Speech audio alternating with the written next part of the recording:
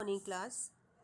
आज हम अपना डी ब्लॉक एलिमेंट्स का जो चैप्टर है वो हम लोग क्लियर थोड़ा सा और करने जा रहे हैं, उसे कंटिन्यू करने जा रहे हैं हम लोग। ठीक है, जैसे कि मैंने आपको बताया था, आज हम सेकंड प्रॉपर्टी डिस्कस करेंगे, that is your melting point and boiling point.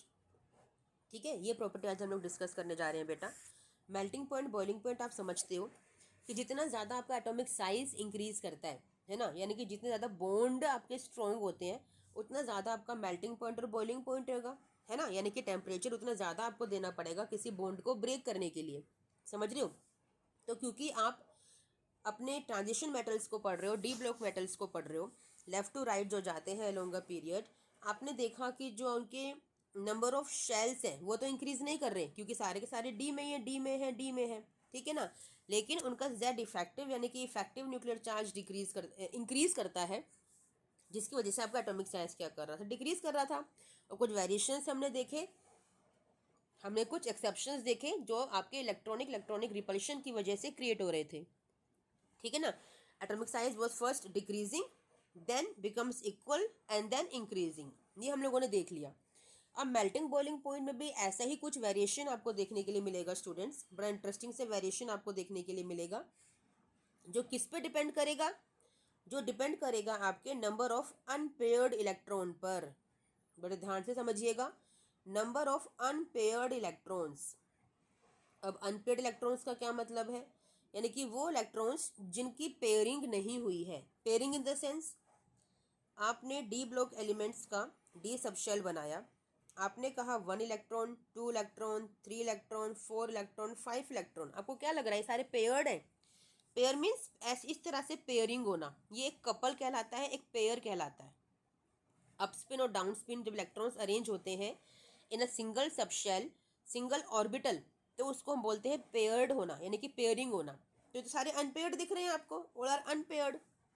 Pairing कब होगी? जब इनके साथ अपना सेकेंड इलेक्ट्रॉन भी आ जाएगा, it is your pairing now, now they are paired. तो आपके अनपेयर्ड इलेक्ट्रॉन्स पे डिपेंड करेगा, क्या डिपेंड करेगा, मेल्टिंग पॉइंट कितना है और बॉइलिंग पॉइंट कितना है। हम कोई एक ही वर्ड यूज करेंगे इस क्लास के अंदर, मेल्टिंग पॉइंट या बॉइलिंग पॉइंट, क्योंकि दूसरा बिल्कुल उसके एज इट इज सेम ही है। ठीक है, तो हम बॉइलिंग पॉइंट को हम ले लेते हैं। तो बॉइलिंग पॉइंट डिपेंड करेगा सिर्फ और सिर्फ आपके अनपेयर्ड इलेक्ट्रॉन्स पे बच्चा, ठीक है ना। चलिए, तो हम इसे स्टार्ट करने जा रहे हैं, आपका कंसेप्ट बॉइलिंग पॉइंट का, जो कि सेम है आपके मेल्टिंग पॉइंट के जैसे। ठीक है, कैसे? आपने देखा D1 सबसे पहले आता है, फिर D2, D3, D4, D5, D6, D7, D8, D9 and D10। ठीक है, आपने ही देखा। अब देखो D1 का मतलब क्या है कि आपके पास सिर्फ और सिर्फ एक ही इलेक्ट्रॉन है, यानी कि एक अनपेयर्ड इलेक्ट्रॉन है। यहाँ पे कितने अनपेयर्ड इलेक्ट्रॉन होंगे? 2, 1 अनपेयर्ड, 2 अनपेयर्ड, 3 अनपेयर्ड, 4 अनपेयर्ड और 5 अनपेयर्ड, समझ रहे हो। फिर आपकी थोड़ी थोड़ी पेयरिंग स्टार्ट हो जाएगी, है ना। यहाँ पे यानी कितने अनपेयर्ड होंगे? 6 वाले के पास कितने अनपेयर्ड होंगे बेटा? 1 2 3 4 5, है ना। और 6 वाला एंटर कराओगे यहाँ पे तो एक ही पेयर्ड हुआ। अनपेयर्ड कितने हुए? 4। तो समझ रहे हो, पहले इंक्रीज हो रही है आपकी अनपेयरिंग और फिर डिक्रीज हो रही है अनपेयरिंग। ठीक है, यानी कि पहले आपके पास कितने अनपेयर्ड है? 1, 2 अनपेयर्ड, 3 अनपेयर्ड, 4 अनपेयर्ड, 5 अनपेयर्ड। इसके बाद आपके डिक्रीज होने स्टार्ट हो गए, 4 अनपेयर्ड, ठीक है, देन सॉरी देन 3 अनपेयर्ड इन 7, ठीक है, 2 अनपेयर्ड इन 8, ठीक है, देन 1 अनपेयर्ड इन 9, और D10 में तो 0 अनपेयर्ड। यस, आप सबकी पेयरिंग हो रखी है ना, D10 है वो आपका, इट इज D10 ना, लाइक दिस, देखो जरा, है ना। सारे के सारे पेयर्ड है बच्चा, 1 2 3 4 5 6 7 8 9 10, ऑल आर पेयर्ड। ठीक है, तो ये ट्रेंड है आपका अलोंग अ पीरियड। पहले पेयरिंग आपकी इंक्रीज हो रही है, फिर पेयरिंग अनपेयरिंग आपकी इंक्रीज हो रही है, फिर अनपेयरिंग आपकी डिक्रीज हो रही है। तो क्या समझ में आ रहा है इससे बच्चा? क्या समझ में आ रहा है? मैं क्या बताना चाह रही हूँ आपको कि जितने ज़्यादा नंबर ऑफ अनपेयर्ड इलेक्ट्रॉन्स होंगे, I am repeating my words, जितने ज़्यादा अनपेयर्ड इलेक्ट्रॉन्स होंगे, कौन से इलेक्ट्रॉन्स? अनपेयर्ड। जितने ज़्यादा अनपेयर्ड इलेक्ट्रॉन्स यानी कि जिनकी पेयरिंग नहीं हुई है, जितने ज़्यादा अनपेयर्ड इलेक्ट्रॉन्स होंगे उतने ही ज़्यादा बॉन्ड बनाएंगे। ध्यान से समझना मेरी बात को। जितने ज़्यादा अनपेयर्ड इलेक्ट्रॉन्स होंगे उतने ही ज़्यादा बॉन्ड बनाएंगे, और जितने ज़्यादा बॉन्ड बनाएंगे बेटा, तो आपस में मेटल मेटल की बॉन्डिंग क्या हो जाएगी? स्ट्रॉन्ग हो जाएगी। अगर एक ही बॉन्ड है, जैसे इस वाले केस में मेटल मेटल एक ही बॉन्ड बनाएंगे आपस में, ठीक है, ठीक है, एक बॉन्ड बन गया, ठीक है। बाकी देखो 2 वाला आपका मेटल मेटल है, आपके 2 बॉन्ड बनाएंगे आपस में, यानी कि 2 इलेक्ट्रॉन्स की शेयरिंग हो रही होगी, है ना। शेयरिंग क्यों हो रही होगी बेटा? स्टेबल होने के लिए, है ना।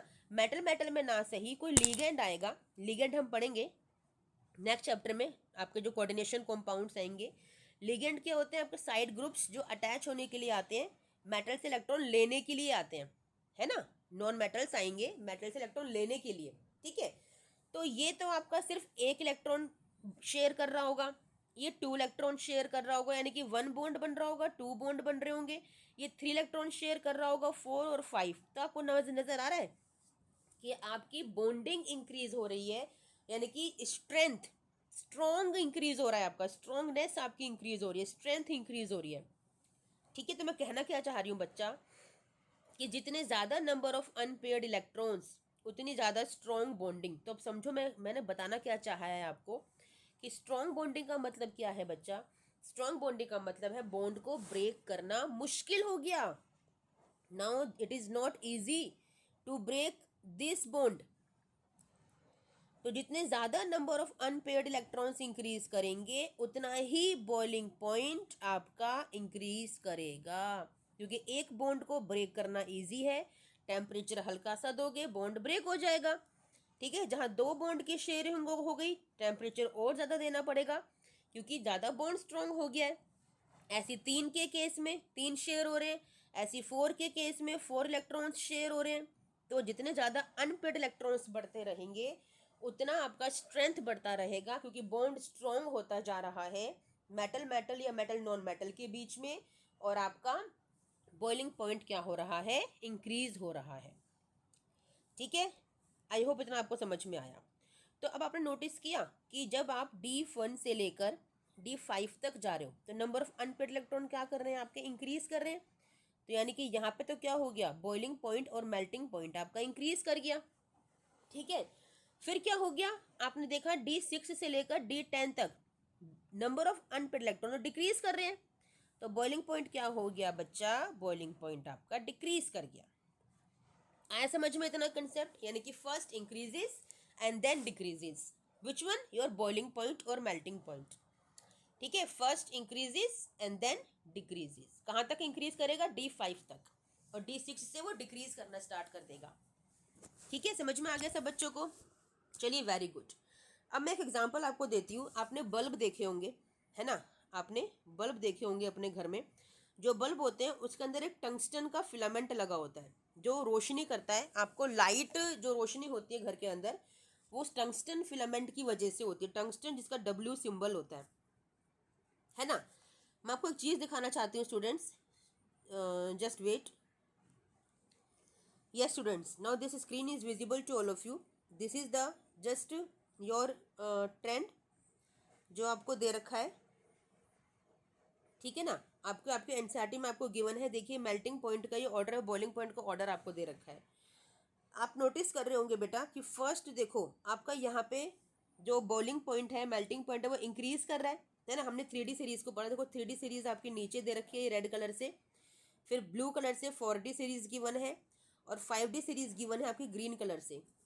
यानी कि डाउन द ग्रुप जब जाओगे ना तो आपका जो मेल्टिंग बॉइलिंग पॉइंट है वो इंक्रीज करेगा। ऐसे एटॉमिक साइज में था कि डाउन द ग्रुप इंक्रीज कर रहा था, ठीक है ना। ऐसे आपका मेल्टिंग पॉइंट है, बॉइलिंग पॉइंट है, डाउन द ग्रुप इंक्रीज कर रहा है, क्योंकि 3D 4D 5D इन्होंने अपर में करके दे रखी है।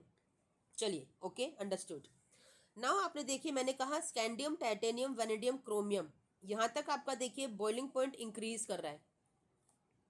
बॉइलिंग पॉइंट इंक्रीज कर रहा है। फिर देखा आपने मैंगनीज का सडनली डाउन कर गया, मैंगनीज का सडनली डाउन कर गया, और आयरन कोबाल्ट निकल का आप देखिए हल्का सा नियरली इक्वल है। और फिर देखिए कॉपर और जिंक, जिंक तो खैर कैटेगरी में है ही नहीं क्योंकि अनपेड इलेक्ट्रॉन ही नहीं है, ट्रांजिशन मेटल भी नहीं है, तो कॉपर का सडनली डिक्रीज कर गया। हमने क्या सीखा था अभी जो हमने किया जनरल कॉन्फ़िगरेशन के हिसाब से, अनपेड इलेक्ट्रॉन के हिसाब से, हमने देखा कि जो मेल्टिंग पॉइंट है वो फर्स्ट इंक्रीज कर रहा था और मेल्टिंग पॉइंट फिर क्या करा आपका डिक्रीज करा, पहले इंक्रीज किया और फिर डिक्रीज किया। लेकिन एनसीईआरटी में तो कुछ और ही दे रखा है आपको, एनसीईआरटी में कुछ और ही दे रखा है आपको। क्या दे रखा है, ये ट्रेंड देखो, क्या ट्रेंड फॉलो कर रहे हैं वो आपको, ये ट्रेंड फॉलो कर रहे हैं आपका कि पहले आपका इंक्रीज किया, डिक्रीज किया, ठीक है ना, और उसके बाद फिर आपका स्टेबल थोड़ा सा हुआ, इक्वल हुआ, हल्का सा डिक्रीज करते हुए, और फिर एकदम से डाउन हो गया।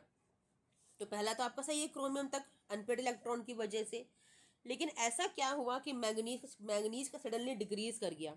और टंगस्टन की मैं बात कर रही थी वो ये, तो टंगस्टन का सबसे हाईएस्ट मेल्टिंग बॉइलिंग पॉइंट होता है, सबसे हाईएस्ट, क्योंकि उसके जो बल्ब बनते हैं ना फिलामेंट के, कितनी ही देर तक जलाए रखिए वो सिर्फ हीट हो जाते हैं, सिर्फ गर्म हो जाते हैं, लेकिन कभी ख़राब नहीं होते, जलते नहीं हैं, है ना, क्योंकि इनका बहुत हाईएस्ट मेल्टिंग और बॉइलिंग पॉइंट होता है उनके अनपेड इलेक्ट्रॉन की वजह से। उनके पास बहुत ज़्यादा अनपेड इलेक्ट्रॉन्स होते हैं, इसीलिए स्ट्रॉन्ग बॉन्ड बना के रखते हैं वो आपस में मेटल मेटल का। ठीक है, चलिए मैग्नीज के साथ ऐसा क्या हुआ बच्चा, आपने कॉन्फ़िगरेशन देखा, scandium, titanium, vanadium, chromium and manganese. Manganese में 5 अनपेड इलेक्ट्रॉन्स थे बेटा, मैग्नीज के पास 5 अनपेड इलेक्ट्रॉन्स हैं, और 5 अनपेड इलेक्ट्रॉन का मतलब है कि सो स्ट्रॉन्ग बॉन्ड। फिर ये क्यों कॉन्फ़िगरेशन डाउन हो रहा है, यानी कि मेल्टिंग पॉइंट फिर क्यों डाउन हो रहा है बच्चा, बताइए ज़रा मुझे, थोड़ा सोचिए ऐसा क्यों हो रहा है। I am giving you 1 minute.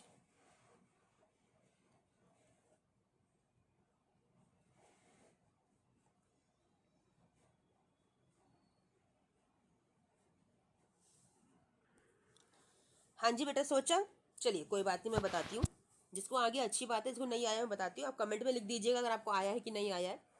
देखिए D5 यानी कि 5 अनपेड इलेक्ट्रॉन्स बच्चा, पॉसिबल ही नहीं है कि मेटल मेटल के 5 बॉन्ड बन जाएं, पॉसिबल ही नहीं है 5 बॉन्ड बनाना, 4 तक बन सकते हैं, इट इज़ पॉसिबल।